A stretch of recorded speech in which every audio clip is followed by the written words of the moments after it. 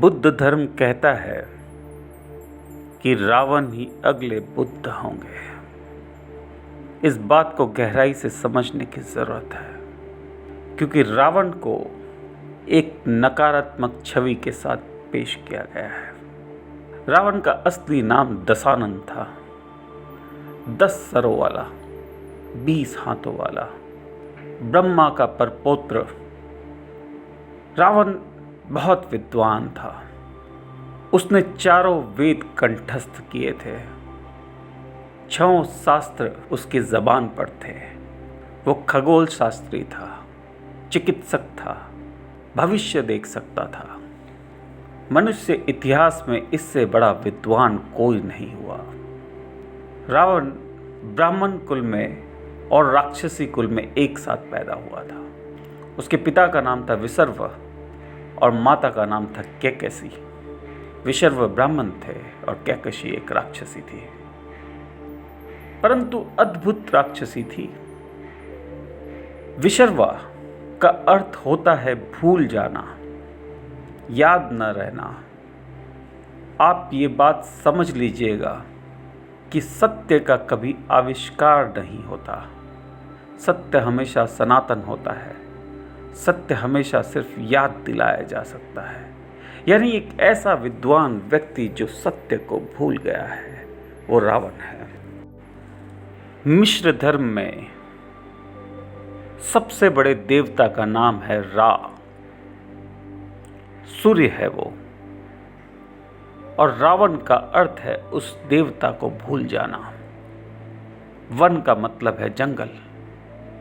यदि रा आपका असमंजस में है, आपको दिखाई नहीं दे रहा, आपको भटका हुआ प्रतीत होता है, तो आप रावण हैं।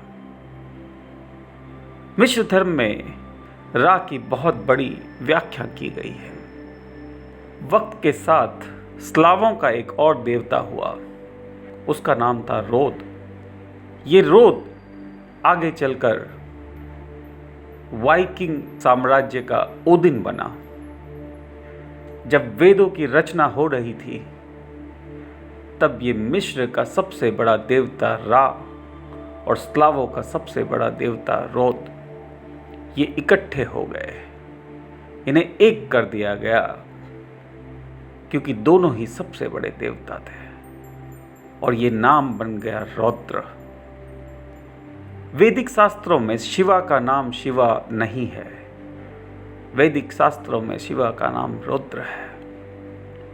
शिवा सत्य है, जो समझ के सिवा है, जो मस्तिष्क के सिवा है, वही शिवा है।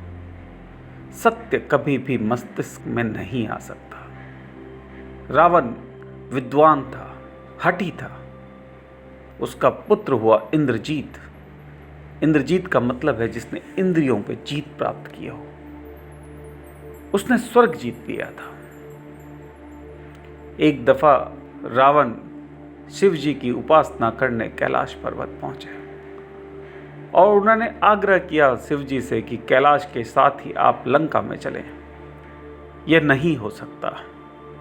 शिवा जो समझ के सिवा है, वो समझ में नहीं आ सकते हैं, वो मस्तिष्क में नहीं आ सकते हैं। रावण ने कोशिश की कैलाश के साथ उठा लेने की, परंतु भगवान शिव ने अपने पांव के अंगूठे से कैलाश को दबा दिया,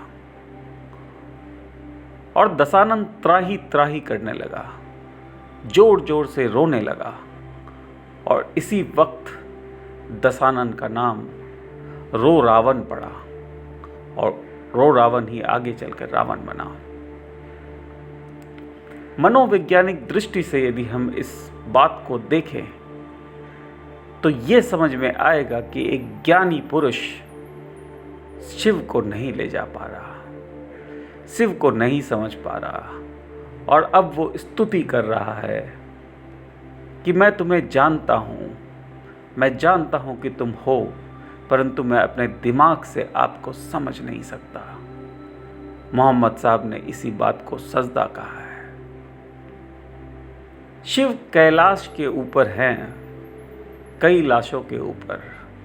हमारे कितने जीवन ऐसे ही व्यर्थ हो गए, लाशों के ढेर लग गए और शिव जी उस ढेर के ऊपर ही रहे, हमें कभी प्राप्त नहीं हुए। रावण हार मानने वालों में से नहीं है। उसने निर्णय किया कि वो सीढ़ी बनाएगा और अपनी मंजिल तक पहुंचेगा।